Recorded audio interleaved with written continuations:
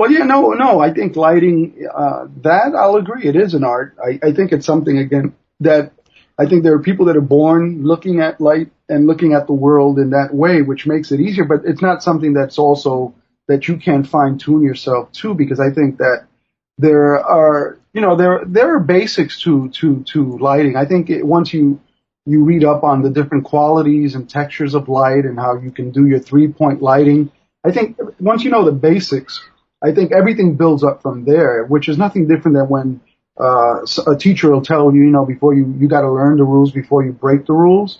So I think, if you go and you do a little research on 3-point lighting and you start paying attention to how people light film and you start trying to reverse engineer it in a sense. So you say, well, this looks like the brightest part on the person's face, so that must be the key light.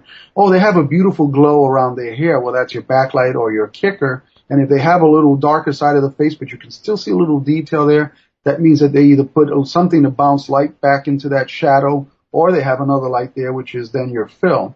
So I think it's the 3 lights, whether you cut from one angle to the other, you still replicate it. In some instances, you take a light away or you add another, depending what you're trying to accomplish. But if you look up 3-point lighting, I think that's the basis for what we do.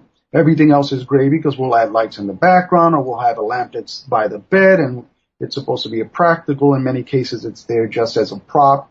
Something else is really lighting the area. But you look up 3-point lighting and you'll start getting a sense of what the basic is, and from there you can just flesh it out. I have looked it up and I still suck at it. Okay, one last question, and I promise I will be quiet.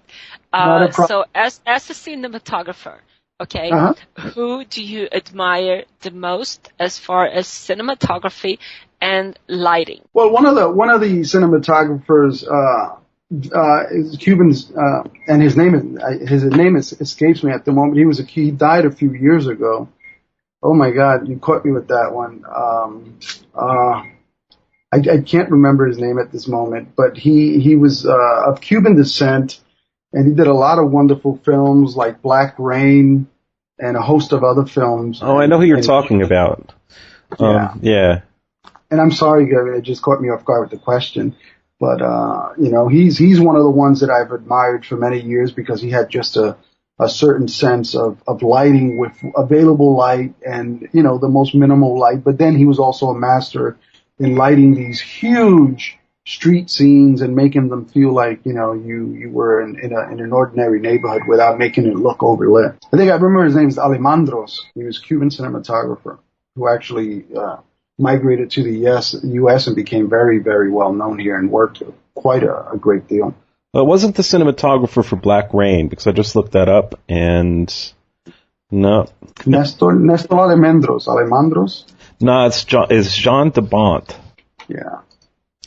So, for Black Rain. But I think I know who you're talking about. It's I'm sorry, I strayed with the questions. No worries. Okay. It's Nestor Alejandros. He was a Cuban cinematographer. All right.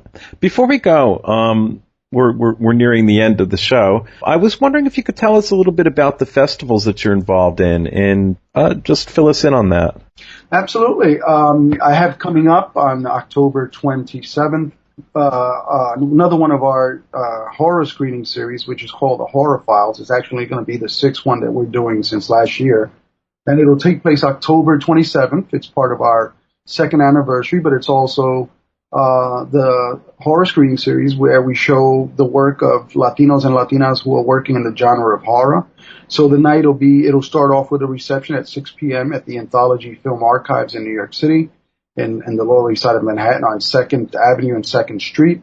And we'll start off with a reception, a cocktail reception, where we'll have drinks and snacks where you can meet the filmmakers. It's going to be a costume cocktail reception, so we expect everyone that shows up to be in costume for Halloween. And then we'll start at 7 o'clock with a shorts program where we'll show 6 short films, which will eat up the first hour, and beginning at 8 o'clock, then we'll go into our feature presentation. All right. Well, I guess that's about it. And thank you very, very much, Ed, for sharing your insight and knowledge into Latin horror. And thank you, Pia and Phil, for asking lots of questions. And that's it for our kickoff October edition of Simply Radio.